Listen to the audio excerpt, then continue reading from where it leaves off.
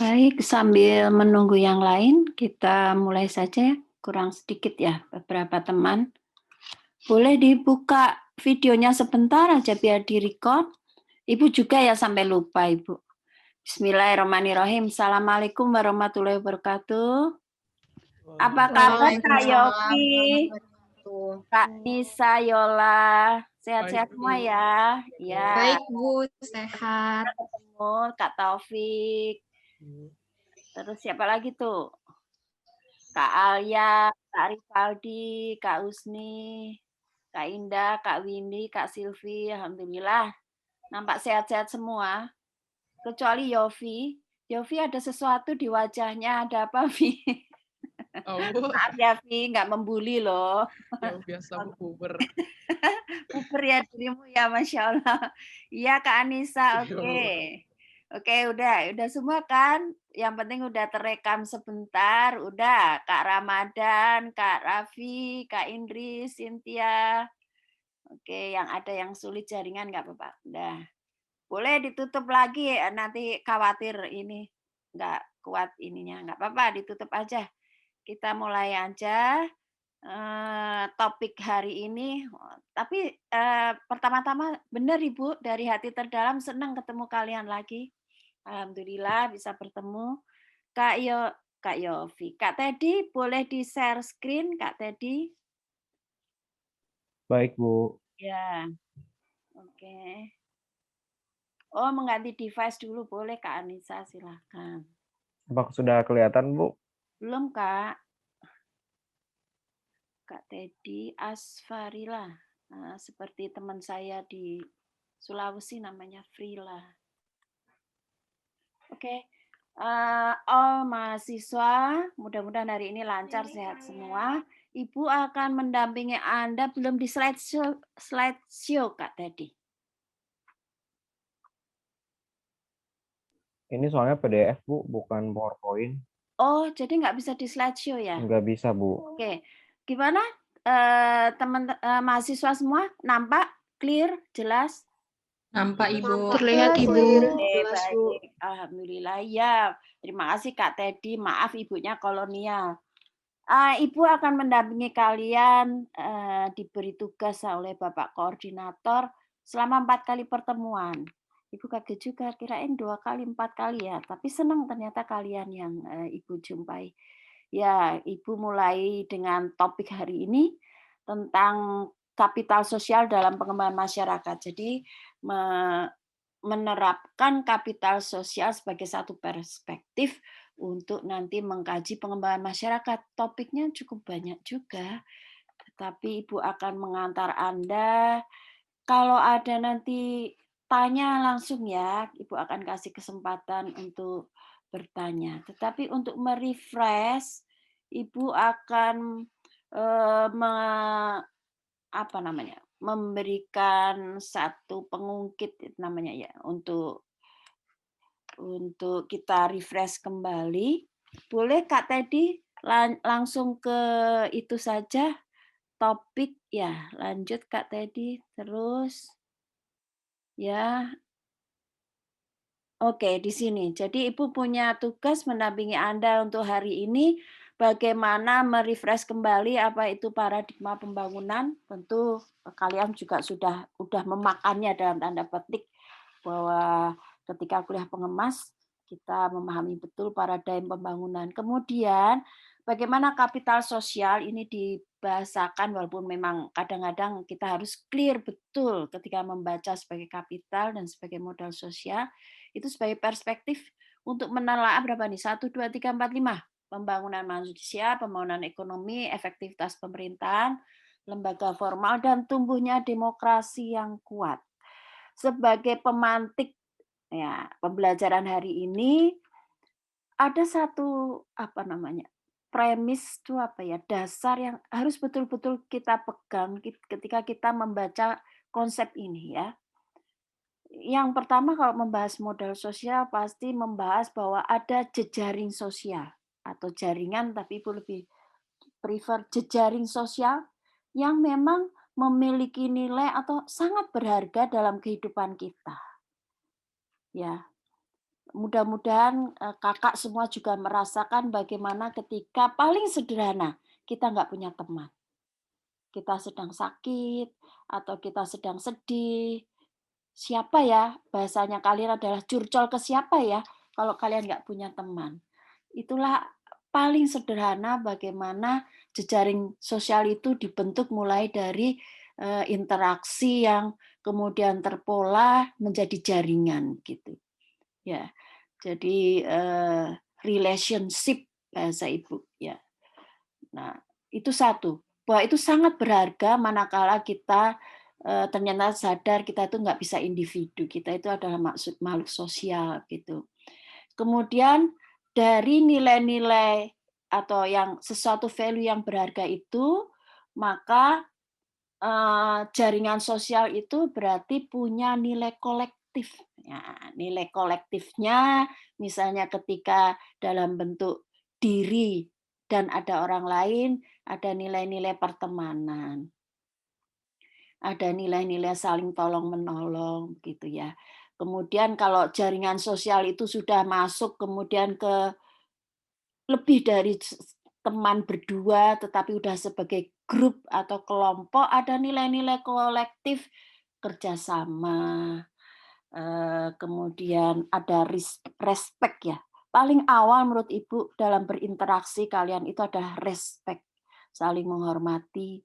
Ada kemudian norma timbal balik, kalau dibantu ya normanya atau etikanya ya kita kembali membantu gitu. Jadi kecenderungan ini muncul ya dari namanya jaringan sosial. Untuk satu sama lain punya norma timbal balik. Jadi ada 3 premis utama kalau bicara modal sosial, mungkin sudah diulang-ulang tapi Bu ingin mengulang kembali. Ada sesuatu value, nilai yang sangat berharga yang kemudian itu melekat pada jaringan sosialnya, kemudian di situ ada norma timbal balik begitu. Nah, Ibu lanjutkan, bagaimana modal sosial itu bekerja? Ya. Bagaimana modal sosial bekerja paling sederhana kembali adalah ada perasaan hangat seperti tadi disapa oleh Windy, "Ibu, saya udah rindu ketemu Ibu." Itu ada rasa yang hangat bahwa sebenarnya kita sudah membangun modal sosial loh, Kak Windy, Kak Yofian, kita ada menyenangkan. Kemudian ada kemudian kepercayaan, percaya bahwa kalian semua walaupun kita nggak temu fisik, pasti kalian semua sedang sama-sama dengan Ibu saat ini untuk berdialog tentang pembelajaran kapital sosial sebagai perspektif dalam pengembangan masyarakat ya. Ada nanti informasi timbal balik, ada kerjasama antar tim, antar kelompok, dan membangun utamanya jejaring sosial. Jadi yang paling utama adalah saling respect, paling sederhana, atau saling hormat menghormati, saling menghargai, tolong menolong. Kalau udah paling tinggi apa? Kesetaraan dan keadilan. Perjuangannya begitu, kesetaraan dan keadilan. Oke, kita mulai Kak Teddy ke paradigm pembangunan. Ya, lanjut. Nah, inilah isu yang kemudian mengapa modal sosial itu menjadi bagian penting kalau mau membahas pengembangan masyarakat. Ibu nggak perlu menjelaskan lagi mengapa dulunya pembangunan yang berorientasi pertumbuhan, kemudian pengembangan masyarakat yang berorientasi pada subjek atau manusia, karena itu sudah ada di kuliah sebelumnya. Tetapi ketika kita membahas itu, maka wacana yang muncul kalau dispesifikkan ini ada 7 isu penting. Isu pertama yang sudah pernah kita dialogkan, diskusikan, pertumbuhan atau distribusi, pertumbuhan atau pemerataan, gitu. Yang kedua adalah isu ketika membangun sebenarnya yang diprioritaskan mana? Apakah membangun karena kita negara agraris adalah pertanian atau industri? Membangun industri. Sebenarnya atau ini harusnya didialogkan dan bisa menemukan solusi-solusi prioritas tergantung konteks lokal begitu. Pengembangan ekonomi lokal setempat. Nah, membangun pertanian dan industri itu sederhananya Kak, contohnya misalnya di Kalimantan terjadi persaingan ketat antara ini ada satu lahan mau diproduktifkan di atas lahan artinya tanaman-tanaman yang asli yang kemudian sekarang lagi perjuangan dari teman-teman agraria supaya tidak alih fungsi semua menjadi sawit misalnya. Kemudian itu baru persaingan antar komoditas, belum persaingan antara atas dan bawah tanah. Apa itu? Tanaman, pertanian, perkebunan melawan pertambangan. Yang di bawah adalah tambang mineral gitu. Nah, itu sebenarnya sederhananya bicara pertanian industri. Kemudian pedesaan dan perkotaan. Manakala dianggap desa tidak mampu lagi memenuhi kesempatan untuk bekerja dari warganya, maka terjadilah migrasi, bahkan sampai PMI, pekerja migran Indonesia pergi ke luar negeri, yaitu antara pengembangan desa dan pengembangan perkotaan. Kemudian isu teknologi, ya, modal dan padat manusia tenaga kerja atau padat modal. Isu otonomi itu sudah sejak 2009 ya. Isu sentralisasi dan desentralisasi, kemudian isu modern dan tradisional yang dalam konteks pengembangan masyarakat kita sudah menekankan bahwa keragaman etnisitas, keragaman pengetahuan lokal itu harus kita apresiasi sebagai keunggulan masing-masing. Tidak boleh kita mengatakan ada satu komunitas di Indonesia yang kita anggap sebagai komunitas yang tertinggal atau tradisional. Dalam konteks budaya itu semuanya punya keunggulan masing-masing. Kemudian isu ini sebenarnya yang paling tajam, yang paling akhir all mahasiswa. Selama ini ketika kita bicara isu pertumbuhan, sebenarnya mainstream-nya itu yang menguasai adalah ilmuwan-ilmuwan ekonom. Kemudian ekonomi itu lebih ke arah pembangunan fisik, pembangunan infrastruktur yang dianggap itu akan mempercepat atau tol untuk membangun kesejahteraan. Nah, kemudian disadarilah sampai kemudian perubahan paradigma tidak lagi pertumbuhan, tetapi adalah kepada pengembangan masyarakat dalam konteks harus ada subjeknya sebagai utama adalah manusianya. Nah, itu masuklah kemudian sosiolog atau teman-teman sosial untuk mengisi kembali, jangan lagi pemahaman mengenai manusia, mengenai masyarakat itu menjadi pinggiran. Itu harus menjadi bagian utama, menjadi bagian holistik terintegrasi antara sosial dan ekonomi begitu. Sehingga kenapa mata kuliah ini menurut Ibu adalah mata kuliah yang sangat strategis, mudah-mudahan bermanfaat bagi kakak semua nanti kalau udah bekerja, karena sebenarnya jantungnya menurut Ibu ketika membangun Indonesia dalam perspektif sosial itu adalah kapital sosial. Dan nanti setelah UAS investasi, setelah UTS setengah semester terakhir investasi sosial. Itulah sebenarnya kontribusi utama saat ini yang dibutuhkan untuk membangun ekonomi Indonesia begitu. Nah, ini ada gambarnya. Silakan Kak Teddy.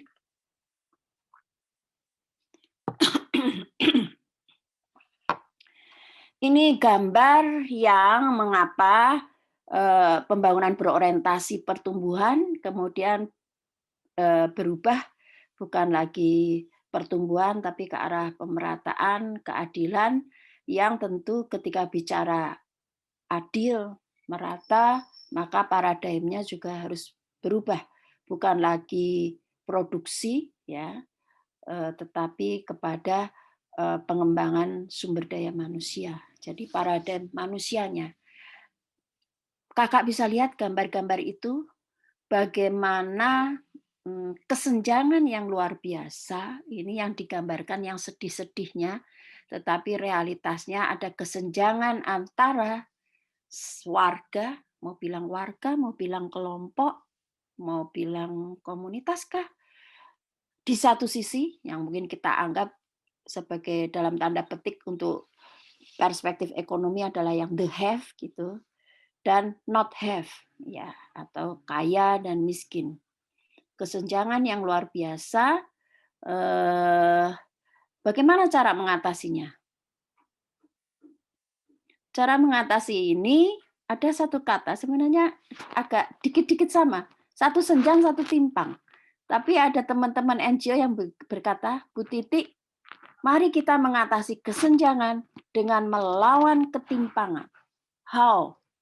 Bagaimana kita mampu melawan ketimpangan yang terjadi? Itulah tugas dari kita semua untuk memasukkan nih topik kita hari ini mengenai kapital sosial dan investasi sosial, membangun networking, membangun trust, membangun networking, trust, dan norms, nilai-nilai aturan atau institusi atau kelembagaan, supaya kesenjangan yang terjadi karena ekonomi itu bisa berkurang kesenjangannya, semakin adil. Ya, jadi ketimpangan dilawan dengan topik kita hari ini. Lanjut Kak. Oke. Nah, sekarang inspiring lagi. Ya, bagaimana Ibu dari tadi mengatakan bahwa penting ilmu hari ini penting untuk melawan tadi itu. Isu-isu itu dibenahi dengan satu kata kunci kapital sosial atau modal sosial. Bagaimana sebenarnya modal sosial itu bekerja? Para para ilmuwan yang terkenalnya itu ada 3, Pak Tony pasti sudah menjelaskan. Ada Putnam, itu bahasa Indonesia ya, mungkin bahasa Inggrisnya Putnam atau gimana. Putnam, Coleman, dan ini Fukuyama. Ada 3 itu kan. Nah, yang pertama adalah bagaimana sebenarnya ini kayaknya gampang ya gambarnya. Modal sosial akan menentukan pembangunan manusia dan seterusnya. Bagaimana modal sosial bekerja? Itu caranya adalah ya bagaimana setiap apa Ibu nanti sebutnya, bahwa setiap aktivitas kita, aktivitas dalam konteks relasi antar individu, Ibu misalnya dengan Yofi tadi misalnya dengan Midi, antar kelompok misalnya Ibu dengan kalian sebagai satu tim atau kalian sebagai satu tim mahasiswa mata kuliah KIS gitu ya. Atau kemudian kalian sebagai bagian dari keluarga paling kecil, kalian bagian dari warga komunitas, warga RT RW, kalian bagian dari etnisitas, kalian bagian dari bangsa Indonesia, bahwa setiap relasi atau interaksi pola-pola hubungan sosial yang berlangsung itu punya manfaat. Jadi modal sosial bekerja kalau yang kita lakukan itu memberi manfaat. Manfaatnya apa, Bu? Ada mengalir rasa kepercayaan. Paling tidak Ibu menangkap tadi Windy ngomong, Ibu kalau ketemu berarti Windy percaya bahwa Ibu bisa mendampingi 4 topik ini untuk menambah pengetahuan misalnya. Kemudian ada timbal balik, ya paling tidak udah di say hello, Ibu juga say hello lagi. Ketika mungkin Ibu dibantu, Bu ada kegiatan ini loh Bu, nanti Ibu juga membantu. Oh kalau ini boleh Ibu punya jaringan nih, teman Ibu itu tahu betul bagaimana kegiatan tersebut bisa bekerja dengan baik. Nah, jadi selalu ada manfaat berteman menurut Ibu. Selalu ada manfaat kita bersilaturahim kalau pakai nilai agama bahwa kita harus bersilaturahim. Karena tentu teman of teman itu akan mendapatkan manfaat lagi nantinya, timbal balik. Ada informasi yang mengalir seperti hari ini Ibu mendapatkan informasi tidak sekedar PowerPoint satu kotak tapi ada informasi, ada kerjasama yang semua dibungkus atas nama jejaring sosial. Ya. Itulah modal sosial bekerja. Satu, mudah-mudahan dipahami. Yang kedua, all mahasiswa, ini ada kalimat modal sosial itu embedded dalam struktur sosial. Maksudnya apa, Bu? Maksudnya adalah nanti kalau kalian ada yang mengambil topik skripsi dan sebagainya, tentu ada yang dikatakan unit analisa. Modal sosial itu nggak nampak, Kak. Nggak ada wujudnya, tapi bisa kita rasakan. bisa kita analisa. Jadi unit analisanya bukan modal sosial, tapi unit analisanya itu struktur sosial. Struktur sosial lebih nampak karena ada kita bicara struktur yang pasif itu berarti pelapisan, ada the have, not have, atau lapisan bawah, menengah, atas begitu.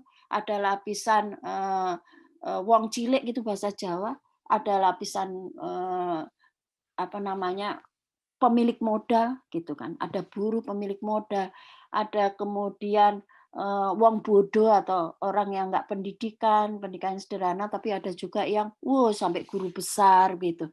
Nah itu yang bisa nampak struktur sosial. Kemudian di dalam struktur sosial yang dinamis, yang aktif ada pola-pola hubungan, patron klien kah, nasabah dan pegawai bank dan bank kah gitu ya, antara orang yang sakit dengan tenaga rumah sakit kah. Nah, itu ada struktur modal sosial itu dilihat melalui arena struktur sosial atau kemudian struktur sosial dibaca sebagai jejaring sosial. Oke. Itu dua ya, yang kedua yang harus diperhatikan, Kak. Nah, yang ketiga adalah modal sosial itu ternyata bekerja melalui berbagai saluran. Apa itu, Bu, salurannya? Salurannya ada 4. Yang pertama adalah modal sosial bekerja dapat diamati, dianalisis melalui arus informasi yang jalan. Misalnya, Kakak sekarang nih sedang belajar tentang teori dan praktek kapital sosial seperti apa sih? Nah, belajarnya dengan Ibu. Berarti ada arus informasi yang mengalir dari Ibu ke kalian. Tetapi bahwa dalam konteks pengembangan masyarakat, kata kuncinya masih ingat Kak? Partisipasi.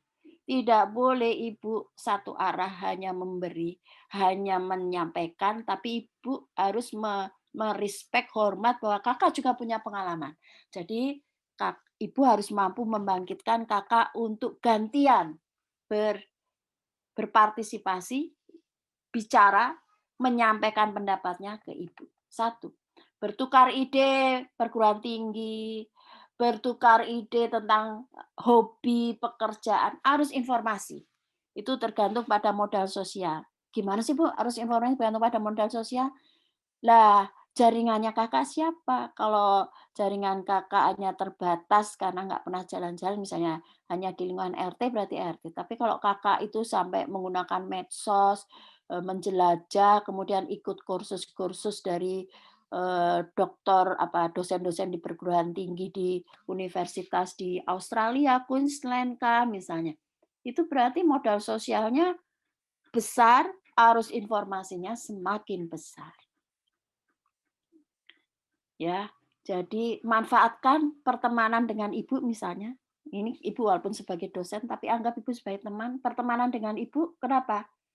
Ibu Bu Titik jangan-jangan jaringannya banyak loh. Jaringan dalam konteks kerja, jaringan dalam konteks kesehatan, dalam konteks penelitian, dalam konteks pengembangan usaha. Nah, itu maksudnya. Arus informasi. Yang kedua adalah modal sosial bekerja pada norma timbal balik. Ya, itu bergantung pada jaringan sosial. Ingat, ketika kita sudah berjejaring, Kakak kenal Ibu, Ibu kenal Kakak, norma timbal balik harus kita jadikan pegangan. Nggak ada orang mau bekerja sama kalau kemudian, udah disapa kok diem sih, Bu Titik sombong ya, gitu. Boleh menyebut begitu. Lebih enak sama Pak Tony. Ya, karena Pak Tony selalu kok disapa kembali. Terima kasih, kembali kasih Kak Windy misalnya. Kalau Bu Titik diam aja. Nah, itu adalah norms, timbal balik. Itu baru bentuk kata-kata, belum nanti timbal balik. Misalnya sudah, ternyata Pak Tony punya riset, aku boleh magang di sana. Oke, berarti komitmennya karena saya sudah diberi kesempatan riset, saya akan bekerja dengan baik. Gitu ya. Nanti dalam norm timbal balik itu tentu harus melihat ini bonding apa bridging. Nah, kalau bonding kan satu tim gitu. Kalau bridging kan bisa jadi menghubungkan antar beragam orang. Ibu contohnya apa bonding sama bridging? Oke, Contohnya kalau bonding misalnya nih ya, Ibu nih kebetulan sedang melakukan riset kakao di Sulawesi Selatan dan di Lampung. Ibu cari enumerator bingung, cari siapa? Ternyata dipertemukan lewat jaringan Ibu dengan alumni IPB S2 Komunikasi yang ada di Lampung. Dan beliau merasa, Ibu, saya satu Korsa IPB. Jadi alhamdulillah dibantu karena dia merasa bahwa aku Korsa IPB, aku harus do the best, menjalankan yang terbaik. Itu adalah bonding, network, karena merasa bagian yang sama, satu kelompok loh Bu kami, walaupun kelompoknya besar, kelompok IPB.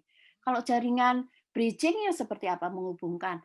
Ya karena Ibu concern-nya adalah riset bagaimana memberdayakan petani kakao, maka Ibu punya teman dari Pusat Penelitian Kakao di Jember, punya teman dengan perusahaan-perusahaan yang concern-nya membantu memberdayakan mengekspor hasil-hasil kakao, misalnya perusahaan olam dan sebagainya. Itu adalah bridging. Ya.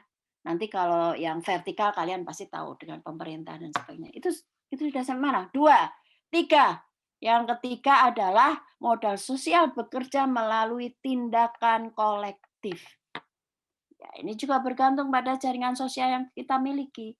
Yang baru-baru ini misalnya bukan baru ya, udah awal ya, tapi lagi ngetren lah.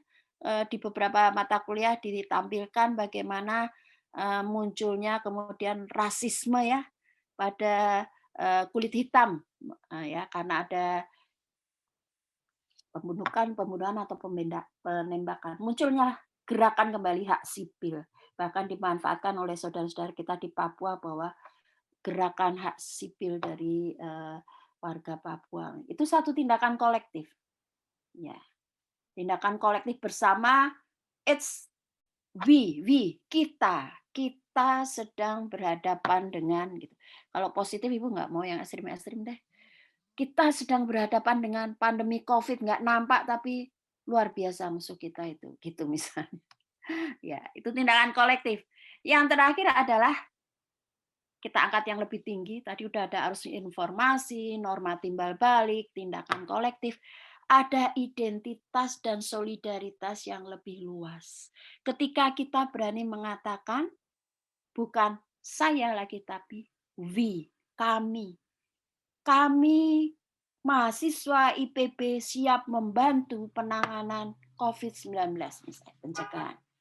Kami warga Jakarta siap bekerja sama mengatasi banjir misalnya. Maaf ya, ada yang Jakarta ya. Oke.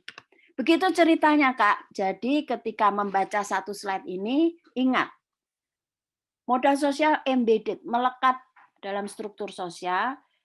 Admin ini artinya bahwa yang lebih teramati itu adalah strukturnya, pola-pola hubungannya, kalau konteks ini ya, patron klien, nasabah bank dan bank misalnya, kemudian tengkulak pemilik modal dengan buruh nelayan misalnya ya. Itu atau antara yang kaya menengah miskin, nah di situ kemudian diamati bagaimana modal sosialnya bekerja. Mudah-mudahan terpahamkan. Lanjut, Kak. Oke. Modal sosial dan pembangunan manusia. Oke, Ibu nggak mau baca. Pasti kalian ada pertanyaan Ibu. Ibu mau putar untuk menginspirasi video. Ibu yang share screen. Tetapi pertanyaan Ibu, karena Ibu udah bilang bagaimana modal sosial bekerja, kemudian modal sosial itu bisa dilihat dari ya kan networking, kepercayaan dan sebagainya ya. Kita mau ngambil contoh-contoh modal sosial pakai video. Sekarang bahas topik pertama dulu, modal sosial dan apa tadi Mas? Lupa Ibu. Modal sosial dan sumber daya manusia. Oke. Ibu share screen bisa ya Mas? Kak Teddy. Bisa, Bu. Oke, sip. Ibu share screen dulu. Nomor 1. Oke.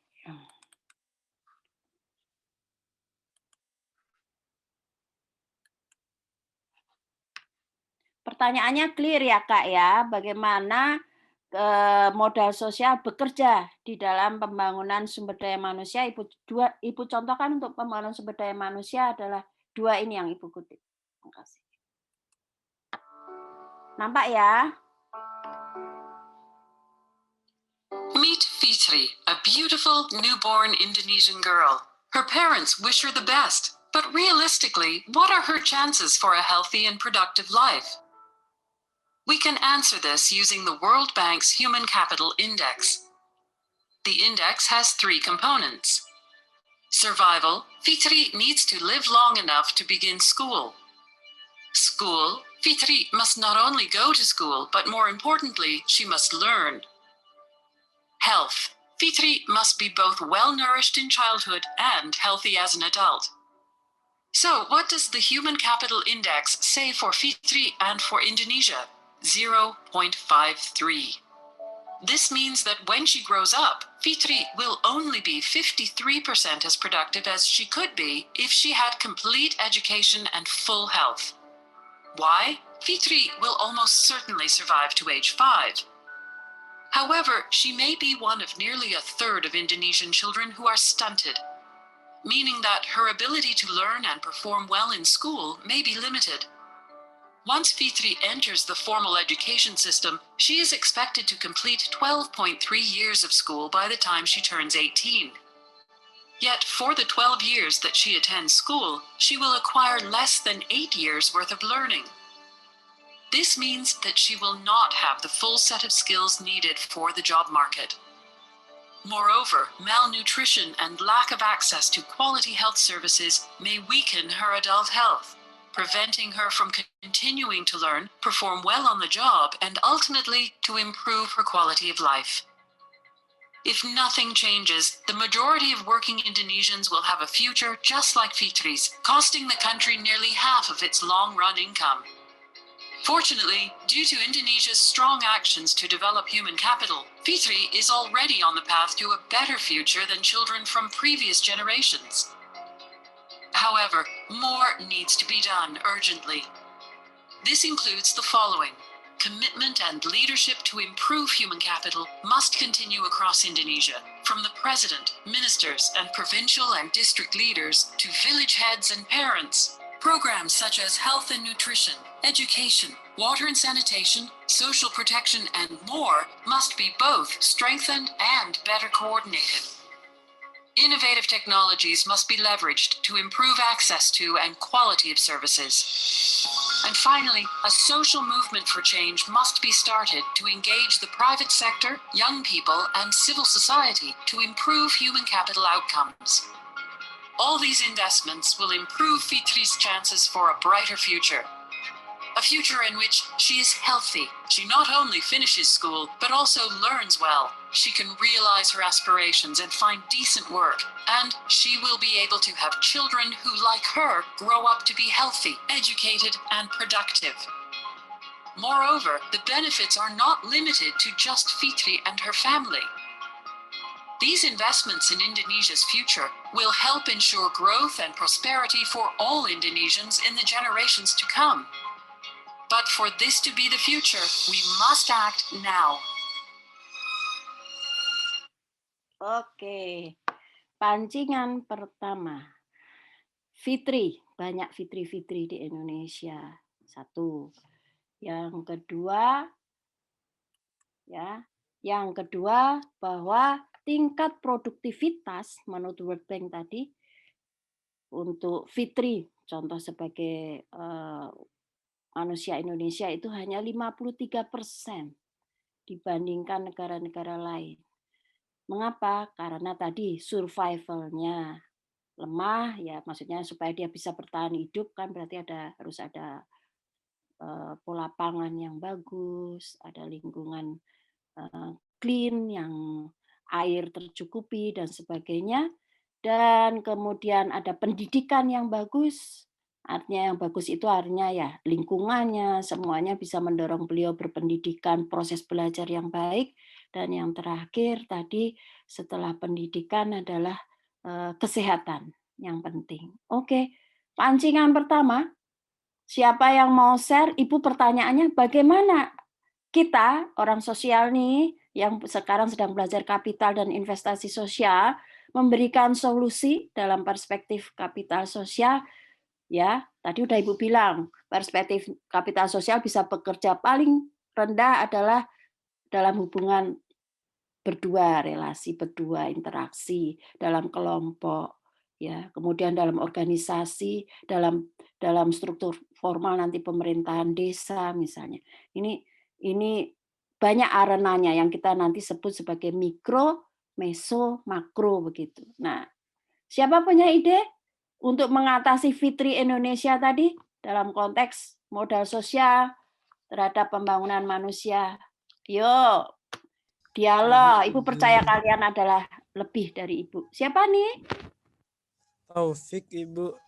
Taufik, silakan. Udah direkam ya? Oke. Iya, baik, Ibu. Jadi mengenai dengan pembangunan manusia itu pastinya tujuannya adalah menjadikan manusia itu lebih sejahtera ya, lebih sejahtera, mandiri dan juga berdiri di kaki sendiri gitu ya. Nah, maka dari situ dengan adanya kapital sosial yang ada 3 dasar tadi telah dijelaskan sama Ibu, yaitu norms, kemudian kepercayaan dan juga jejaring, maka strategi pemberdayaan yang memang harus diterapkan pertama adalah tindakan kolektif gitu Bu. Tindakan kolektif antar berbagai elemen masyarakat, baik itu private sector, kemudian public sector dan juga masyarakat sebagai collective action center-nya. Dan selain itu juga tindakan kolektif tidak akan menyeluruh ketika tidak diiringi juga dengan yang namanya tindakan afirmatif gitu Bu. Jadi semuanya menjangkau. Nah, dari situ kemudian bagaimana tindakan kolektif itu dan afirmatif mencoba untuk memberikan sebuah pengetahuan dan pemahaman kepada masyarakat dari berbagai elemen, baik elemen bawah, elemen menengah maupun elemen atas. Nah, kemudian dari pengetahuan yang telah diberikan, kemudian pengetahuan yang telah tanam pada diri masyarakat, nah kemudian timbullah sebuah kesadaran yang ada di masyarakat tersebut gitu. Mungkin seperti itu, Ibu. Maaf, namanya Bu Titi ya udah nenek lupa di mute ya Ibu ya. Oke, terima kasih. Kak Taufik, terima kasih. Jadi Kak Taufik itu sudah menjawab lebih ke wholes ya, menyeluruh. Walaupun contoh-contohnya belum clear, tetapi Ibu menangkap bahwa ini akan bekerja dengan baik kalau ada sinergitas antara pemerintah, swasta, dan masyarakat. Ya, menjadi satu tindakan bersama, gitu kan? Berarti ada satu program bersama yang ada sinergitas bersama. Artinya bahwa modal sosial yang bekerja. Terima kasih, Kak Teddy. Ibu terlempar ya tadi ya? Iya, Bu. Sinyal, Ibu. Oke, maaf. Oke, Ibu lanjutkan. Ya, kemudian pemerintah melalui bangunan fisik sekolahnya, kemudian CSR untuk pendanaannya, beasiswa, kemudian warga komunitas untuk mendampingi, mengontrol proses pembelajaran yang baiknya. Itu salah satu contoh bagaimana mengembangkan SDM melalui pendidikan, melalui level yang sudah, jadi itu sudah modal sosialnya bukan lagi bonding, bridging, tapi udah modal sosial vertikal ya, modal sosial yang vertikal karena semua lini sudah bekerja sama begitu. Makasih. Satu lagi siapa? Nanti Ibu akan share, akan sampaikan bahwa itu sebenarnya lumayan banyak itu memahami begitu. Oke, siapa yang mau? Ada kakak yang perempuan? Contoh Fitri membangun bagaimana Fitri bisa menjadi SDM yang handal di Indonesia, ya. Bagaimana modal sosial harus bekerja di situ. Ini contohnya pendidikan tadi. Ada? Selain Kak Taufik? Oke, Ibu contohkan. Tadi Kak Taufik langsung yang aras meso makro ya, kerjasama antara sinergi antara 3 pihak begitu. Kalau di tingkat paling mikro, rendah, bagaimana tindakan individu? Bisa nggak? Bisa, karena kita tahu ada istilah waktu itu namanya untuk pengetasan kemiskinan namanya JPS. Pernah dengar JPS? Jaring Pengaman Sosial. Ya, jaring pengaman sosial karena itu adalah bentuknya uang, jadi kemudian disederhanakan menjadi jaring pengaman sosial itu adalah bansos, bantuan sosial, pokoknya ngasih duit gitu. Padahal kalau kita gunakan ini dalam perspektif kapital sosial, jaring pengaman sosial itu sebenarnya tugas kita untuk keluarga seperti Fitri tadi dibantu untuk punya jaringan-jaringan yang kuat. Jaringan apa? Paling sederhana ya Fitri diajak berteman dengan orang yang lebih, dengan anak seumur Fitri yang lebih akses ke pendidikan, kemudian belajar bersama. Ingat, punya teman-teman belajar bersama itu modal sosial loh. Waktu kecil, SD, SMP, Ibu masih ingat kelompok belajar Ibu waktu SMP. Dan itu tidak memikirkan bahwa dia orang kaya, aku orang nggak punya, enggak. Kita sama-sama nawaitunya ingin bersaing, belajar bersama, bersaing untuk kita mampu menyelesaikan proses belajar di SMP. Itu adalah modal sosial di tingkat individu. Itulah tugas sebenarnya ketika kita ngomong jaring pengaman sosial itu bukan cuma uang, tapi bagaimana keluarga miskin diakseskan kepada pendidikan, diakseskan kepada kesehatan, diakseskan pada kesempatan ikut pelatihan agar mampu bekerja dengan baik.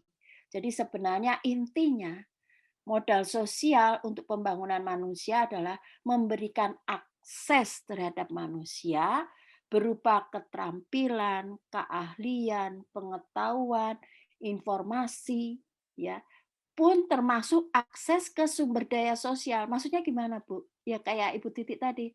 Yuk, Kak Yofi, Ibu kenalkan ke teman Ibu yang punya yang luar biasa, dia mampu mengembangkan bisnisnya, sekarang udah berhasil. Jadi dari teman ke teman itu adalah mengakseskan ke sumber daya sosial.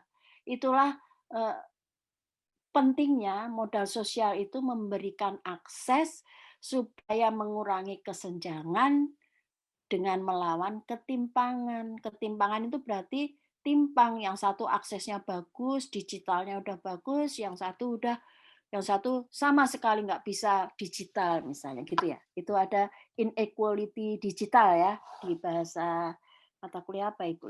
Oke, mudah-mudahan dipahami untuk topik 1 modal sosial terhadap pembangunan manusia begitu. Ada satu lagi sebenarnya.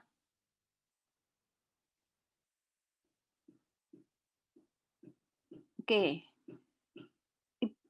Kita lanjut ke modal ekonomi ya, Kak.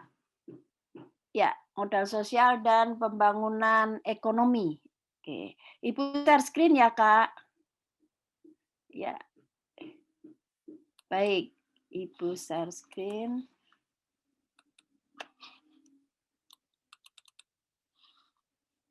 Oke. Ada 2 ekonomi. Oke. Ini dulu deh, anak muda. Mudah-mudahan kelihatan. Sepertinya udah pernah Ibu putar, tapi nggak apa-apa.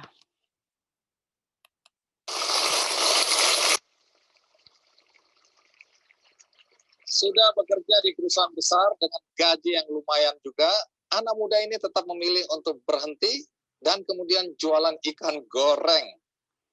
Apa yang luar biasa dari ikan goreng ini? Mari kita sambut Aang Permana.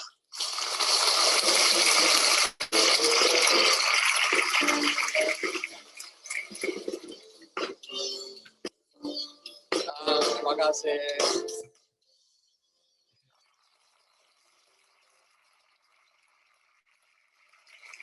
Ang, kamu dari mana? Dari Cianjur, Jawa Barat. Cianjur, Jawa Barat. Pendidikan terakhirmu apa? Sarjana Perikanan. Sarjana Perikanan. Umur sekarang berapa? 26. 26 tahun. Pekerjaan Anda sekarang apa? Tukang ikan. Tukang ikan.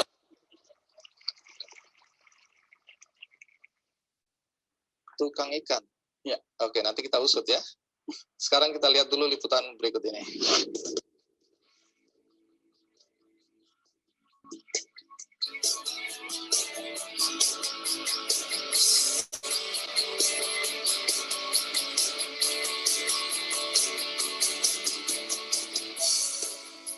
Kebahagiaan tak hanya diukur dari banyaknya uang yang bisa dikumpulkan. Namun, ada juga orang yang bahagia bila bisa membuat orang lain berbahagia. Salah satunya Aang Permana, pengusaha muda crispy ikan sipetek asal Cianjur, Jawa Barat.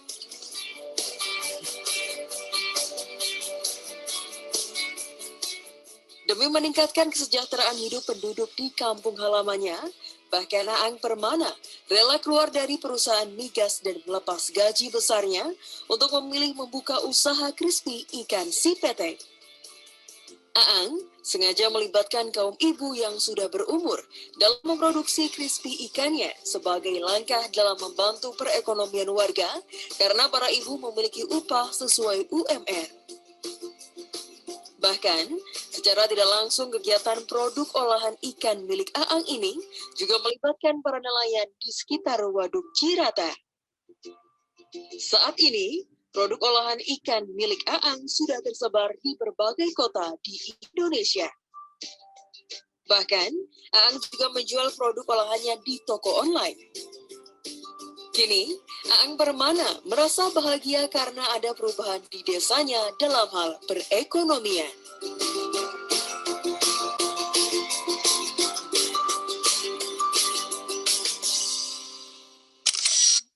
Oke. Yuk, siapa yang mau menanggapi? Ini Kak tadi ya, modal sosial dan ekonomi ya Kak Teddy. Oke, silakan. Kita sudah sampai modal sosial dan ekonomi. Bagaimana modal sosial itu bekerja di dalam membangun ekonomi? Tadi contohnya satu desa yang kalau dalam konteks social entrepreneurship ada namanya Aang Permana, sarjana perikanan yang lebih memilih menjadi tukang ikan. Siapa yang mau share bagaimana modal sosial bekerja di dalam pengembangan usaha crispy ikan tadi?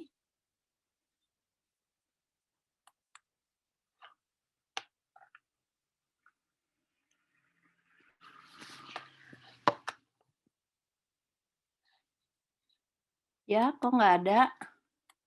Bu, saya boleh, Bu. Oke, silakan. Siapa namanya? Ibtisam, Bu. Ya, tadi sama Rivaldi ya. Kok Rivaldi nanya, ini alumni IPB, Bu? Oke, Rivaldi harus ngomong juga berarti. Silakan, Pak.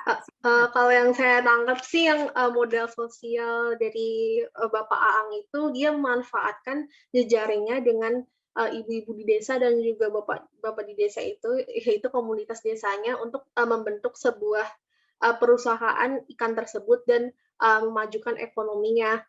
Lalu dia juga memanfaatkan ikatan solidaritas sama pertukaran timbal baliknya dengan keberhasilan perdagangan ikan itu. Lalu dia juga membina kepercayaan komunitas desa itu sehingga mereka mau bekerja sama. Gitu, Bu. Terima kasih, Kak. Siapa namanya? Ibtisam. Kak Ibtisam. Makasih, Kak. Ya, oke. Kak, satu lagi tadi siapa? Kak Rivaldi ya? Silakan, Kak.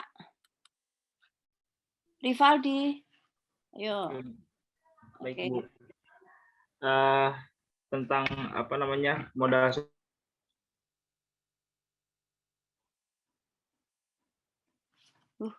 Jangan sampai terlempar dirimu, Nak. Kak Ibtisam, udah. Kak Rivaldi. Oh, mohon maaf, tadi udah ngomong tapi masih di mute. Oke, silakan. Suaraku jelas nggak, Bu? Jelas sekarang. Oke. Oke, baik. Nah, berkaitan dengan modal sosial yang bisa saya tangkap, bagaimana yang pertama kan kita lihat bagaimana relasi ya. Nah, bagaimana Mas Aan ini ibaratnya punya relasi yang cukup baik gitu di desanya gitu yang akhirnya karena juga melihat potensi di desanya, apalagi kan dekat dengan Waduk Cirata gitu ya, sehingga itu dimanfaatkan dengan baik oleh Mas Aan untuk dibuatkan sebuah usaha gitu ya yang memang khas ataupun misalkan sesuai dengan potensi yang ada di desanya gitu. Nah, kemudian yang kedua terkait dengan bagaimana ada embedded di sini ya. Jadi istilahnya yang berkaitan dengan struktur sosial. Mungkin karena struktur di masyarakatnya itu karena dekat dengan waduk gitu ya, dengan otomatis kan ibaratnya mata pencaharian ataupun misalkan kegiatan ekonomi di masyarakat di sana itu ibaratnya memang berkaitan dengan ya tidak jauh dengan waduk gitu, dan juga mungkin karena banyak ikan sehingga itu menjadi modal juga gitu. Nah akhirnya menurut saya juga melihat bahwa bagaimana ini juga dimanfaatkan oleh Mas Aan. Kemudian adanya partisipasi juga informasi karena juga kan Mas Aan ini juga alumni IPB khususnya di EPIK ya Bu.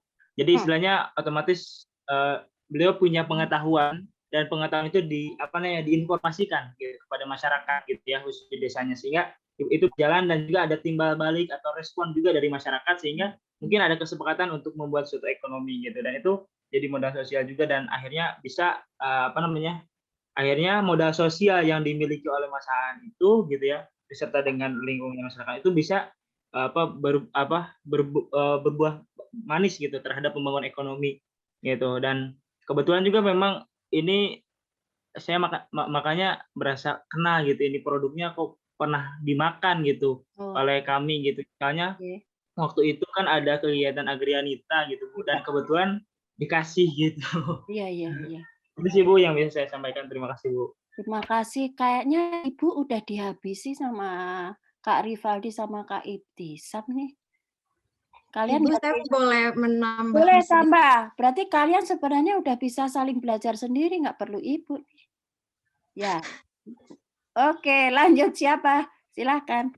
Saya Bu, saya Rani Sayola. Saya tadi sempat melihat juga sih Bu, kan Pak Aang ini dia juga memasarkan produknya itu lewat sosial media ya Bu, seperti Instagram yang tadi saya perhatikan. Terus saya di situ, ini pemikiran saya aja sih Bu, mungkin bisa benar bisa salah. Jadi di situ Pak Aang itu juga memperluas jejaring sosialnya, tapi mungkin secara daring ya Bu, tidak secara langsung gitu.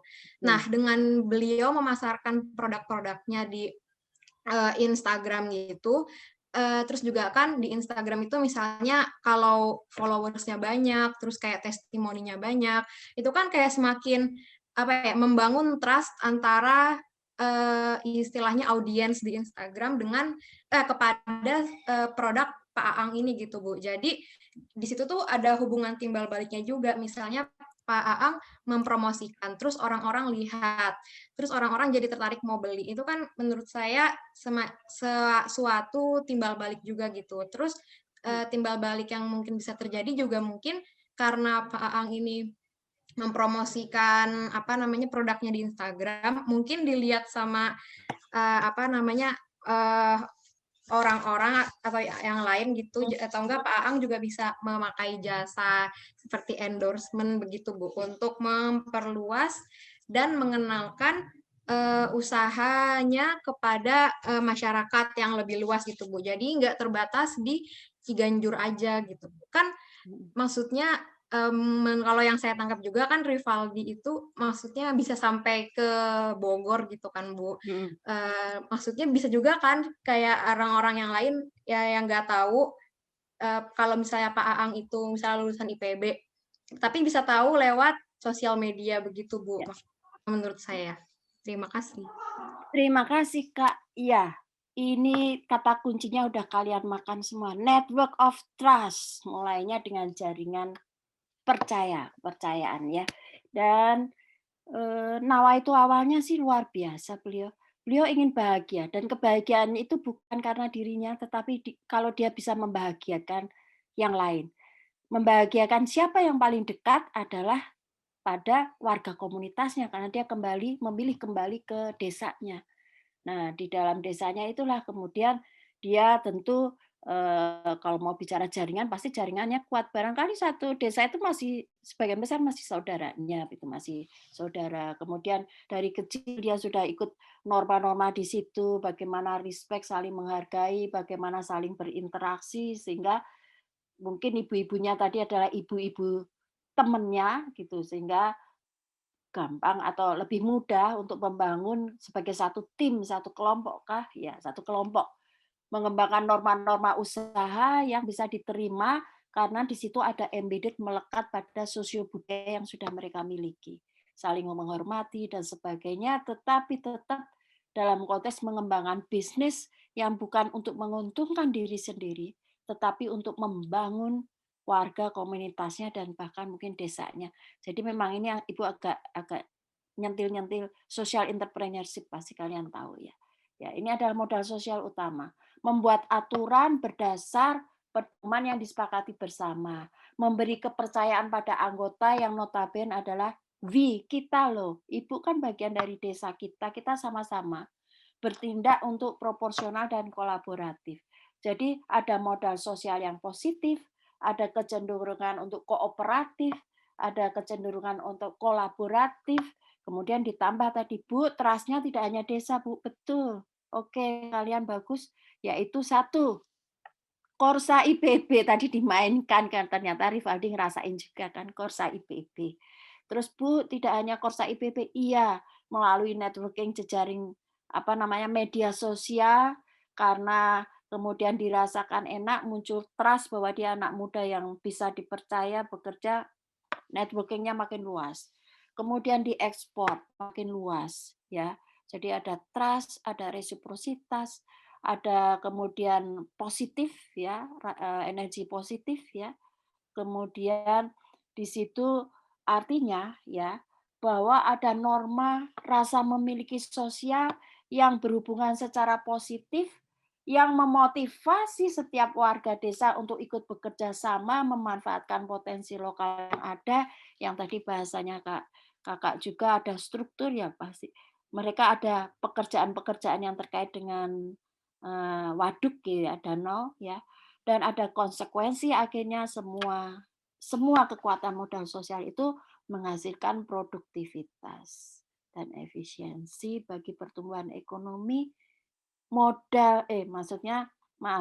Dana yang ada tidak harus lari ke pusat ke Jakarta, tetapi dari kita untuk kita, oleh kita untuk mensejahterakan desa itu mungkin kalau Ibu jadi Kak Ang lagi tadi mungkin seperti itu.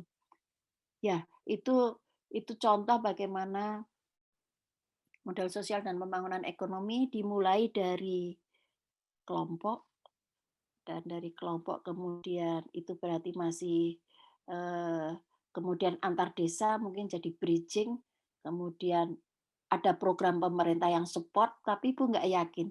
Biasanya orang social entrepreneurship menyelesaikan masalah ya, masalah itu adalah jadi peluang, dan kalau udah mandiri, tanda petik ya, Ibu nggak berani ngomong, tanda petik bahwa saya udah mandiri, nggak perlu kok bantuan pemerintah gitu. Itu tanda petiknya. Jadi ya vertikal dalam konteks perlindungan hukum, aturan-aturan ketika ekspor gitu mungkin. Ya, oke. Yuk anak KPM kembali ke desa. Oh, yang nggak punya desa, Ranisa, kamu desanya nggak punya, Nak? Soalnya saya di Jakarta, Bu. Oke, berarti kita anggap jadi satu yang masih ada kekuatan interaksi saling kenal tuh RT kalau di kota. Gimana RT-mu juga masing-masing? Sendiri-sendiri, nggak pernah saling sapa kah? Say hello, jalan bareng apa maksudnya say hello gitu? Kalau di RT masih sih Bu, masih sering kegiatan kayaknya. Artinya menurut Ibu komunitas masih hidup di kota Jakarta melalui level RT 1. Tapi kalau itu mau geografis. Tapi kalau anak muda kan nggak geografis, Kak. Artinya jangan kembali ke desa fisik. Desa dalam tanda petik desa apa namanya kalau Kakak itu digital ya. Kalian punya satu ikatan jaringan tetapi digital kan lebih luas dari desa. gitu. Ya Rivaldi nggak boleh bias desa karena sekarang ada desa digital loh ya, diikat. Oke, kita lanjut ya. Apa Kak Teddy? Oke, pemerintahan ya. Ibu share lagi ya Kak Teddy, maaf ya. Ya, yang lucu-lucu. Oke, sekarang Pemirsa, sebuah pemerintah. desa di Gresik, Jawa Timur belakangan viral dan menghebohkan sosial media. Pasalnya berawal dari desa miskin dan tertinggal, di tengah pandemi COVID-19, desa ini malah bangkit dan menjadi desa miliarder. Dari pendapatan desa mampu membeli 4 mobil mewah, mulai dari SUV hingga Alphard. Lalu bagaimana caranya ya desa ini bisa bangkit dari keterpurukan ekonomi? Inilah video yang viral di sosial media saat kepala desa naik mobil mewah. Pasca viral diketahui, kepala desa ini merupakan kepala desa Sekapuk yang ada di Kabupaten Gresik, Jawa Timur. Dan mobil mewah ini adalah mobil operasional yang baru saja dibeli dari pendapatan desa. Tak hanya mobil mewah, pemerintah desa Sekapuk bahkan membeli 3 mobil minibus lainnya untuk operasional, serta mobil ambulans standar COVID-19. Tak ketinggalan 56 unit sepeda listrik untuk dipakai anak-anak bersekolah. Warganet pun heboh karena selama ini belum ada kepala desa di Kabupaten Gresik yang naik mobil operasional setingkat Gubernur Jawa Timur. 3 tahun silam, desa Sekapuk tercatat sebagai desa termiskin, juga desa tertinggal di Kabupaten Gresik. Di tangan sang kepala desa Abdul Halim, desa berpenduduk 6.000 jiwa ini bangkit di tengah pandemi dengan memaksimalkan wisata Setigi Sekapuk, juga penjualan camilan karya ibu-ibu PKK. Sebagai wujud penghargaan dan motivasi bagi warganya, pemerintah desa Sekapuk mendeklarasikan diri sebagai desa miliarder pada Rabu siang. Dan deklarasi ini ditandai dengan konvoi kendaraan baru. Terkait dengan mobil, kita bukan masalah mau dikatakan bergengsi atau berlebihan, tapi itu bagian dari apresiasi dan semangat sekaligus bentuk keseriusan bahwasanya bisa kita dikatakan desa miliarder dengan kemampuan membayar pajaknya tentunya nanti ke depan. Dalam waktu 2,5 tahun, desa Sekapuk berhasil meraih pendapatan sebesar 4 miliar rupiah. Para ibu-ibu PKK sangat bersyukur mendapat bimbingan sehingga kini tak perlu lagi menunggu bantuan pemerintah untuk hidup, tetapi sudah dapat mandiri dengan penghasilan ratusan ribu per hari. Minimal 1 minggu itu dapat 200 kami Bapak. Alhamdulillah banget Bapak, kami sekarang berduit, Sekapuk ibu-ibu sekarang berduit sendiri, punya duit sendiri. Kemudian, aduh, kita bahagia banget, Bapak, bersyukur banget. Meski viral dan menghebohkan sosial media, Kepala Desa Sekapuk berharap para perangkat desa tidak sombong dan berpuas diri. Namun capaian ini diharap jadi motivasi membangun desa semakin maju dan sejahtera bagi seluruh warga desa. Miftahul Arif, Gresik, Jawa Timur. Oke, gantian siapa? Kita sudah masuk bagian modal sosial dan pemerintahan. Ayo, yang lain. Ada 40 loh. Saya deh, Bu, izin, Bu. Siapa? Ayo, siapa nih? Saya, Bu, Yofian. Oke, Yofian. Oh, akhirnya Yofian ngomong juga. Vi, ayo Vi. Bu, jadi kalau menurut saya, apa ya? Jadi modal sosial ini kan terkait juga dengan efektivitas pemerintahan. Hal ini dapat dilihat tadi hasilnya kelihatan nyata bahwa desa itu diklaim itu sebagai desa miliarder gitu karena penghasilan dari desanya yang sangat luar biasa, bisa dibilang ya 4 miliar gitu untuk penghasilan warganya ratusan ribu per hari. Hal ini tuh kalau menurut saya karena adanya hubungan baik antara pihak desa dan juga pihak masyarakat. Di satu sisi pihak desa mempercayakan, maksudnya percaya kepada masyarakat, di satu sisi lain masyarakat juga percaya kepada pihak desa gitu, sehingga masyarakat tuh mau ikut terlibat gitu. Kalau misalnya tidak ada kepercayaan ini kan tidak mungkin desa bisa mendapat hasil yang penghasilan yang seperti tadi gitu jika tidak ada keterlibatan atau partisipasi dari masyarakatnya seperti itu. Lalu pas sudah berhasil juga pihak desa tidak ibaratnya tidak menyembunyikan atau bagaimana, tapi ya tadi pokoknya ada buktinya kayak sama-sama untuk kepentingan bersama juga. Tadi mobilnya juga kan ada beli mobil-mobil yang lain untuk untuk desanya gitu, juga ada sepeda listrik tadi. Hasilnya juga dirasakan lah oleh masyarakat, jadi nggak ngerasa, jadi masyarakat ya tetap percaya dan jadi tambah semangat gitu Bu kalau menurut saya. Kasih Bu. Makasih. Ada satu kata kunci ya tadi bahwa itu ada kebukaan ya, itu adalah milik bersama antara warga masyarakat dengan pemerintah ya, itu jadi kerjasama yang bagus antar unsur-unsur di masyarakat. Tadi udah lihat ada unsur dari pemerintah desa, ada ibu-ibu PKK, ada anak-anak muda yang sebagai aktivis di pengelolaan bukan agrowisata ya, wisata apa sih tadi tuh, wisata bukit ya apa gunung gitu. Kemudian orientasinya untuk kebutuhan, untuk pendidikan, untuk pembangkitan ekonomi. Ya, betul Kak Yofi. Satu lagi siapa? Dari kakak cewek coba. Boleh, Bu. Ya, silakan. Putri. Iya, Bu. Kalau saya kaitin mungkin lebih ke paradigma pembangunan, Ibu. Di mana paradigma pembangunan di sini terlihat sekali itu sudah mulai terjadi pergeseran ya, Ibu, yang mungkin awalnya cuma untuk pertumbuhan ekonomi saja, tetapi di sini sudah paradigma yang berbasis kepada bagaimana cara memberdayakan masyarakat. Nah, cara memberdayakan masyarakat di sini tentunya dengan menggunakan modal-modal sosial yang ada pada mereka dengan kearifan lokal. Setelah itu didukung dengan modal sosial dari si kepala desanya sendiri gitu yang sekiranya mempunyai kemampuan dan kapasitas yang sesuai untuk memanfaatkan modal sosial dari masyarakat ini, dengan artian kita bukan memperdaya masyarakat tapi lebih kepada memberdayakan masyarakat. Maka tepat sekali kalau kita lihat pada slide ini bahwa masyarakat itu menjadi mediator yang efektif dalam difusi informasi dan program pembangunan. Seperti itu Ibu, terima kasih. Ya, terima kasih Kak. Ya, betul. Ketika kita sudah bicara efektivitas pemerintahan, itu modal sosialnya berarti udah lebih tinggi lagi kepada tingkat masyarakat ya.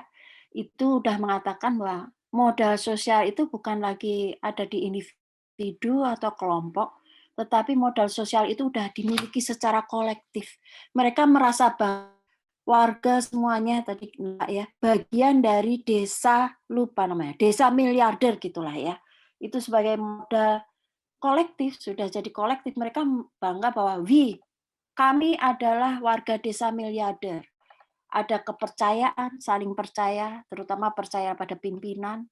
Ada norma-norma yang dibangun oleh masyarakat sendiri, bagaimana hasil yang diperoleh dari usaha harus kembali kepada masyarakat gitu ya.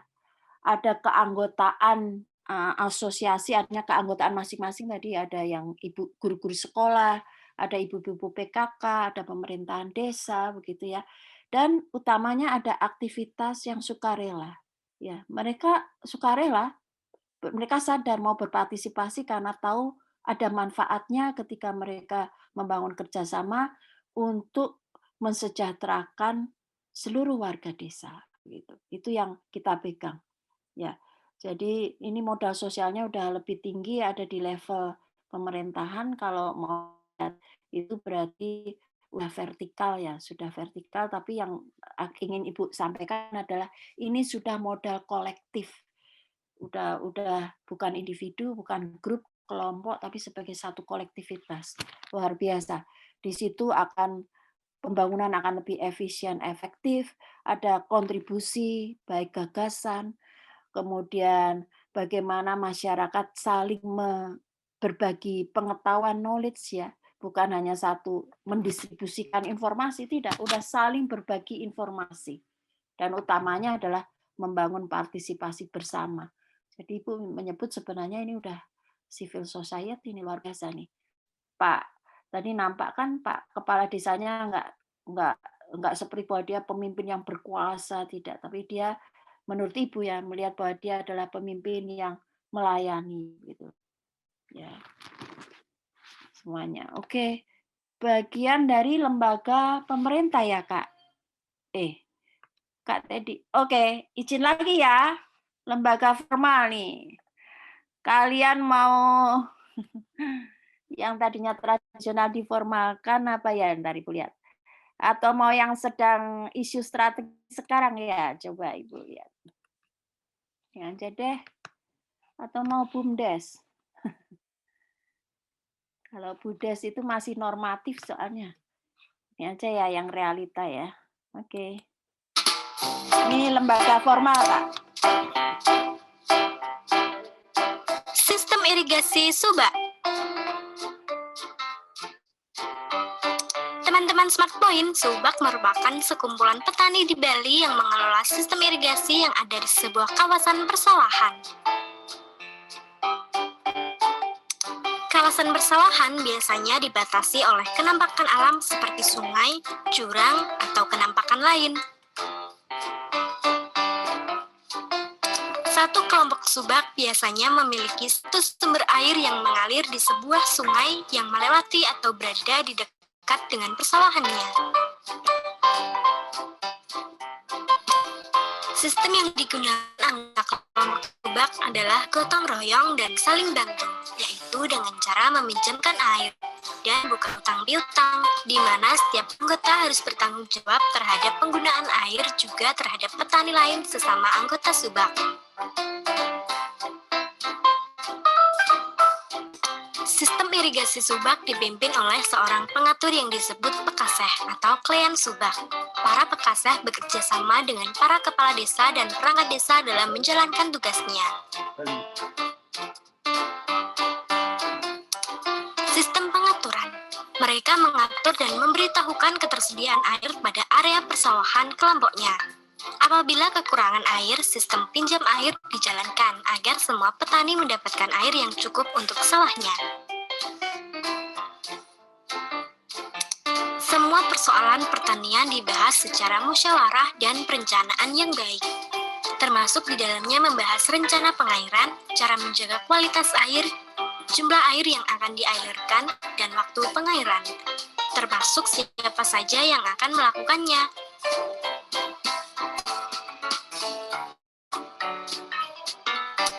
Sampai jumpa. Oke. Ya, ini tadinya tradisional di sistem subak, tapi kemudian diformalkan menjadi peraturan resmi, maaf. Ada lembaga formal namanya lembaga subak. Kalau lembaga tandingan yang terbaru namanya BUMDes, tapi kalau BUMDes udah aktivitas ekonominya lebih ke pengembangan UMKM. Baik, siapa? Satu lagi di bawah 16, Kak Teddy. Ya, itu. Oke. Ya, di sini sudah ada ciri-cirinya. Ayo, siapa yang belum? Gantian. Saya, Bu, mau coba menjawab, Bu. Ya, silakan, Kakak. Tadi di Alia, subak, ya? iya, Ibu.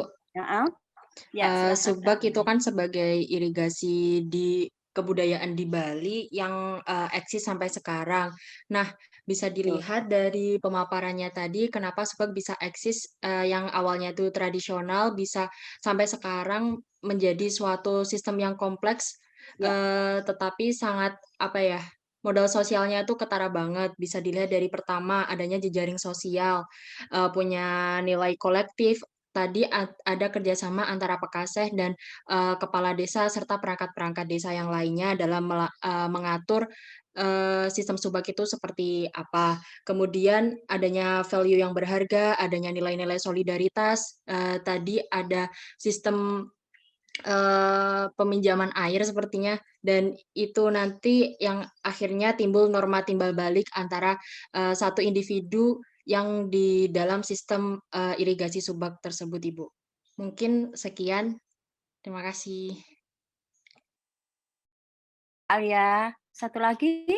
Cowok. Boleh saya, Bu, izin.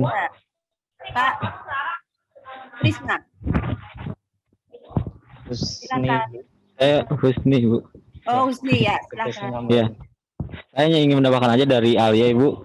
Tadi juga kan disampaikan ya, lembaga subak di sana itu kan ada musyawarah juga ya. Saya pikir dengan musyawarah itu juga kan lebih mengeratkan kembali jaringan-jaringan, kemudian antara satu sama lain begitu ya, sehingga dengan musyawarah itu kan bisa menghasilkan suatu keputusan bersama.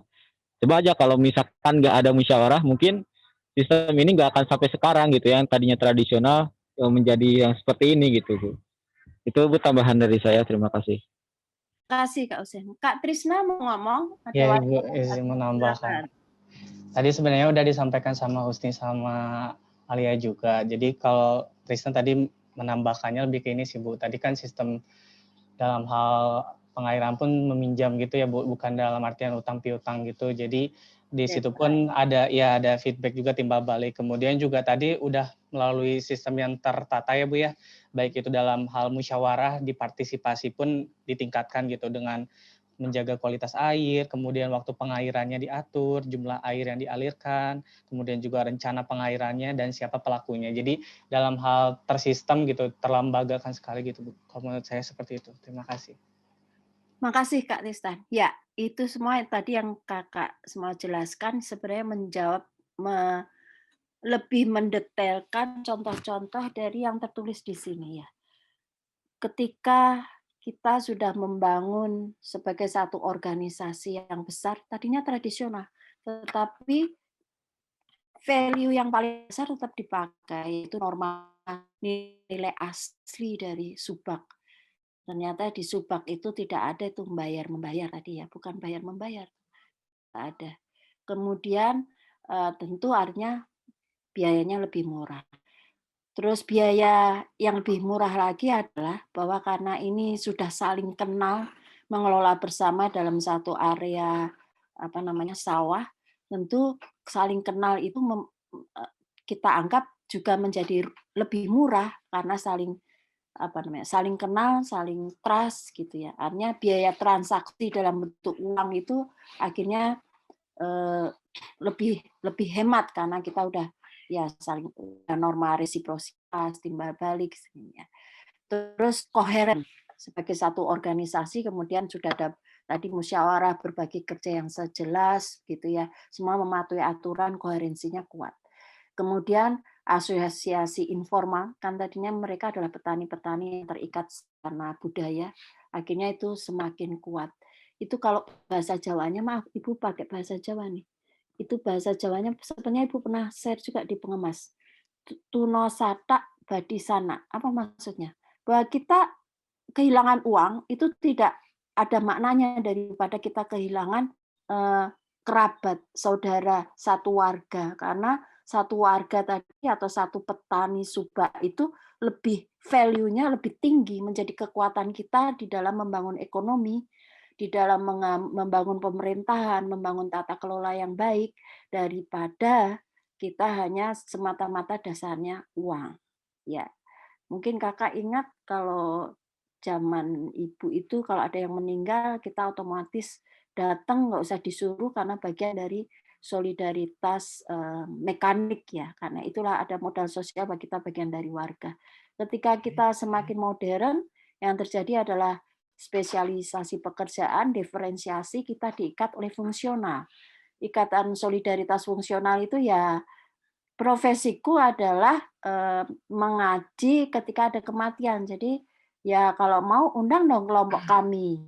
Kelompok kami diundang, tapi jangan lupa ada biaya transport, biaya lain-lain gitu. Nah itu jadi biaya transaksinya tinggi dibandingkan ketika kita membangun kekuatan sosial, itu biaya transaksinya lebih kecil gitu. Nah ini contoh tadi ya organisasi. Nah ini diadop Kak yang dari sistem Subak ini sekarang berkembang yang dari program pemerintah namanya terkait dengan program dana desa adalah BUMDes ya.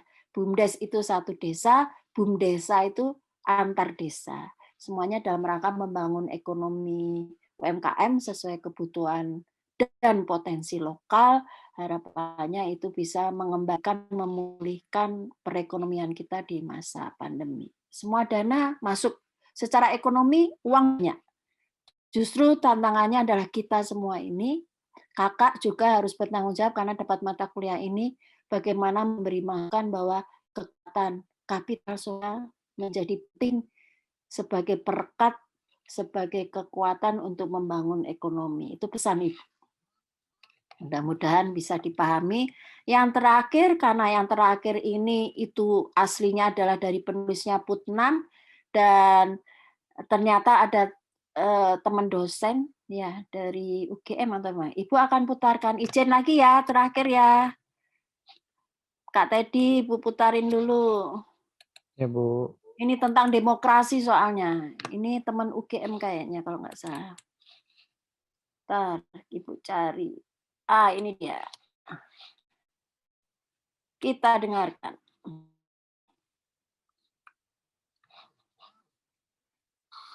Modal sosial atau social capital adalah jawaban dari mengapa suatu negara berhasil menjalankan demokrasi Jakarta. dan mengapa yang lainnya gagal. Istilah ini sangat sering digunakan dalam lingkungan ilmu sosial. Robert Putnam, ilmuwan politik yang terkenal karena bukunya Bowling Alone, mendefinisikan modal sosial sebagai koneksi antar individu atau jaringan sosial yang saling mempercayai. Inti dari modal sosial adalah trust, kepercayaan. Demokrasi membutuhkan kepercayaan di antara warga. Kepercayaan untuk tidak saling menyakiti, tidak saling membohongi, dan tidak saling merugikan. Semakin tinggi tingkat kepercayaan warga, semakin baik demokrasi akan bekerja. Dalam bukunya yang berjudul Trust, Francis Fukuyama menjelaskan mengapa kepercayaan penting bagi demokrasi. Menurutnya, kepercayaan tidak hanya memberikan kenyamanan pada warga, tapi secara fundamental juga mengurangi biaya transaksi yang tidak perlu. Bayangkan, jika tidak ada trust, setiap orang memerlukan kontrak dan perjanjian legal yang harus ditandatangani dalam setiap interaksi mereka. Selain sangat tidak efisien, proses ini juga akan memakan biaya. Kepercayaan dalam demokrasi memungkinkan warga untuk bekerja dan menjalani hidupnya tanpa harus was-was. Kepercayaan juga memberikan kesempatan bagi para pemimpin politik untuk bekerja secara leluasa. Masyarakat yang memiliki tingkat kepercayaan rendah akan saling curiga, mudah tersulut, dan gampang marah. Demokrasi akan sulit berjalan di lingkungan masyarakat yang seperti ini. Selain soal kepercayaan atau trust, unsur lain dari modal sosial adalah partisipasi dan interaksi antar masyarakat. Masyarakat yang saling menyapa, berkumpul, dan membicarakan hal-hal yang menjadi concern mereka lebih baik daripada masyarakat yang menyendiri. Semakin banyak masyarakat yang membangun organisasi, semakin baik demokrasi bekerja. Arisan, pengajian, dan perkumpulan adalah unsur penting yang membentuk modal sosial. Modal sosial yang besar akan memberikan kontribusi yang baik bagi demokrasi. Sebaliknya, modal sosial yang kecil akan mempersulit jalannya demokrasi. Studi perbandingan antara Indonesia dan Mesir mengungkapkan pentingnya peran modal sosial. Rahasia utama keberhasilan demokrasi di Indonesia karena negeri ini memiliki modal sosial yang besar. Sementara, hal itu tidak terjadi di Mesir. Kendati memiliki populasi yang cukup besar dengan mayoritas Muslim, Mesir tak memiliki modal sosial yang cukup untuk mendukung demokrasi. Salah satu modal sosial bagi demokrasi di Indonesia adalah banyaknya organisasi-organisasi keagamaan yang moderat. Muhammadiyah dan Nahdlatul Ulama kerap disebut sebagai komponen terpenting dari modal sosial di Indonesia. Muhammadiyah dan NU menjadi jangkar bagi Islam moderat di Indonesia, sesuatu yang tidak terjadi di Mesir. Ya, oke, stop share. Kak, tadi terakhir tadi. Ya, mudah-mudahan tadi menginspirasi. Putnam ya bacanya, dan Fukuyama. Oke, silakan Kak Faik. Oke, yang demokrasi ya. Ya. Jadi bagaimana membangun pemerintahan yang demokratis ya untuk mendorong keberhasilan pembangunan, maka modal sosial itu adalah kekuatan. Tadi studinya antara Indonesia dan Mesir, Bapak tadi dari Paramadina ternyata. Baik, ayo silakan dua komentar lagi. Yang terakhir nih. Siapa yang sedang membahas demokrasi, politik?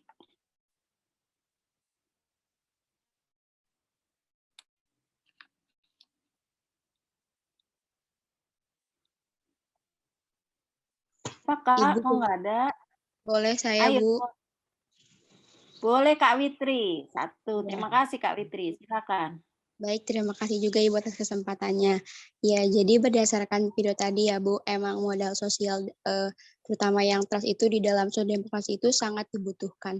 Karena kalau misalnya tidak ada trust dalam suatu lingkungan atau organisasi itu akan banyak menimbulkan konflik yang bisa disebabkan oleh beragam masalah, beragam masalah gitu Bu, Ya, akan menimbulkan. Ya, nah seperti yang di slide dibilang ya Bu, kalau misalnya dengan adanya trust itu juga akan memberikan keleluasaan individu untuk memperjuangkan kepentingannya bersama. Tapi kalau misalnya satu sama lainnya tidak percaya, ya tadi akan menimbulkan suatu konflik dan suatu sistem itu tidak akan berjalan dengan lancar. Mungkin seperti itu aja Bu, terima kasih. Makasih. Oke, satu lagi. Kakak cowok ada nggak? Makasih Kak Alia. Kak Alia, siapa tadi? Oke, mana satu lagi? Ibu, mungkin saya mau menambahkan. Boleh, Kak Silvi. Oke, Sylvia. Silakan Kak Sylvia.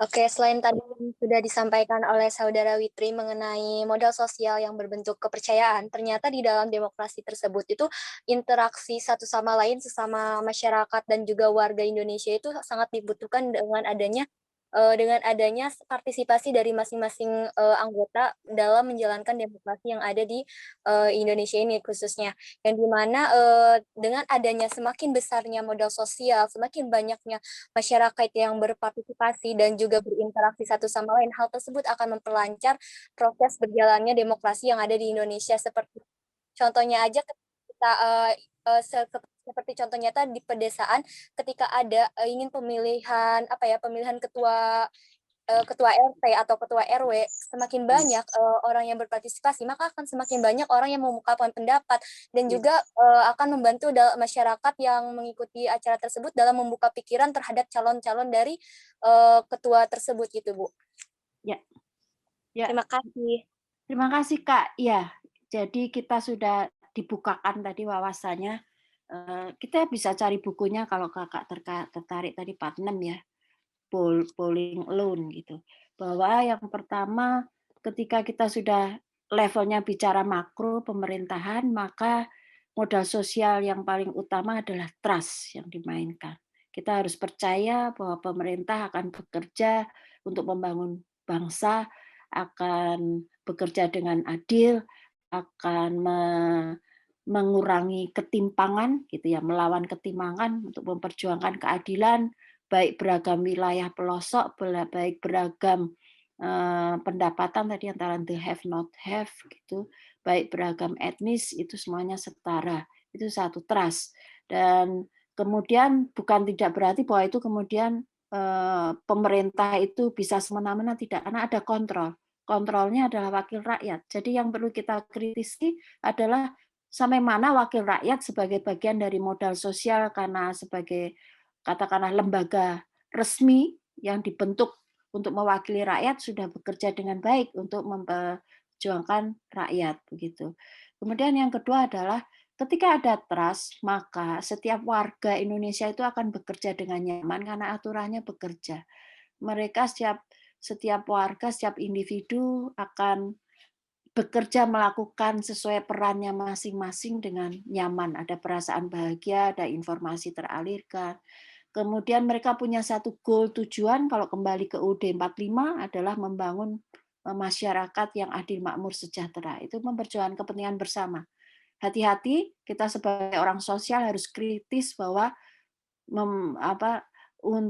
keadilan sosial bagi seluruh rakyat Indonesia. Hati-hati, rakyat itu tidak homogen. Sebagai orang sosial kita harus kritis, rakyat mana yang diperjuangkan.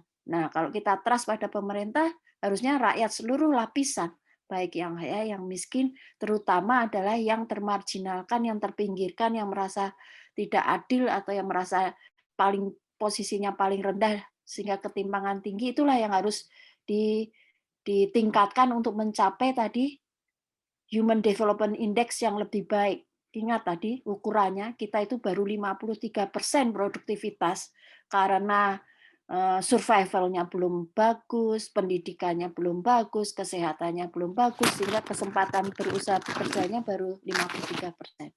Terbangun kohesivitas. Nah, itu kata kunci ketiga. Ketika bicara pemerintahan, banyak organisasi lembaga pemerintah itu harus kohesivitasnya, merasa itu ilmu kimia ya. Bagaimana menjadi bagian dari yang lain, kita tetap punya in-group, out-group tetap ada, tetapi bagaimana sesama kelompok itu tetap harus respect, harus menghargai satu sama lain, bahwa kita ini bagian dari bangsa Indonesia.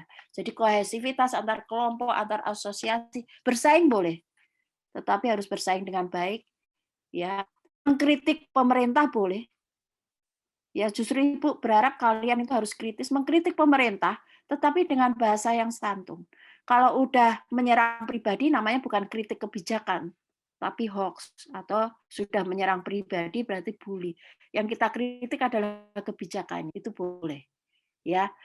Dan terakhir Ibu berharap apa yang kita dapatkan proses belajar hari ini adalah menjadi semangat kalian. Balik saja ke proses belajar hidup kita bersama, bahwa silaturahim itu penting. Sederhana ya. Silaturahim itu adalah langkah awal membangun jaringan sosial, membangun pertemanan. Satu musuh sangat banyak dibandingkan 100 kawan. Membangun pertemanan, membangun jaringan itu adalah langkah modal sosial. Kan nggak tahu, siapa tahu nanti Yofi perlu sesuatu, ternyata Ibu yang bisa support. Ternyata Ibu perlu sesuatu, ternyata Windy yang bisa support Ibu. Begitu kan? Teman antar teman gitu ya. Jadi kalaupun kalian sudah berada di mana, nanti udah jadi presiden kah, jadi menteri, jangan lupakan teman satu angkatan, satu tim kelas kita KIS, jangan lupa ya. Dibentuk itu WA grupnya dari sekarang sampai nanti udah kalian lansia, udah pensiun, jangan lupa. Mau nggak? Ibu diikutin ya. Dimasukkan ya. Kok pada diam aja sih? Mau nggak? Boleh, Bu. Boleh, Bu. Maunya Bu. Iya, ntar sampai kalian udah lansia, masih sampai kakek nenek, kata Taufik. Oke. Baik, ya Allah. Alhamdulillah. Ada yang mau disampaikan lagi sebelum kita tutup? Kak Teddy ada yang, Kak Teddy recordnya bisa di ini ya, Kak Teddy ya? Nanti dimintakan ya ke host ya, Kak Teddy? Ya, ke IT, Bu. Ya, untuk recordnya buat Ibu. Yo, siapa yang mau menyampaikan lagi? Ada? Boleh Bu, sampai kakek nenek, iya boleh. Kita buat WA group sampai kakek nenek. Jangan-jangan nanti bukan WA group lagi, Ibu nggak tahu tuh. Telegram atau apa nanti. Baik. Ya sudah, kalau tidak ada, Ibu mohon maaf lahir batin. Kalau tadi ada yang salah ngomong, kalau mau videonya nanti Ibu share di grup. Ya, kalau bukunya mudah-mudahan di apa tuh Kak Teddy di LMS ya. Course mudah-mudahan Pak Tony udah memberikan sumber-sumber buku yang 46, Fukuyama, Coleman begitu. Kalau videonya nanti Ibu boleh share ke kalian. Baik, terima kasih. Udah boleh Ibu tutup nih? Boleh nggak? Boleh, Ibu. Boleh, Ibu. Wajahnya dulu. Oke, tampil dulu. Semangat, terima kasih semuanya. Maaf lahir batin. Terima kasih. Kak Rivaldi. Semuanya.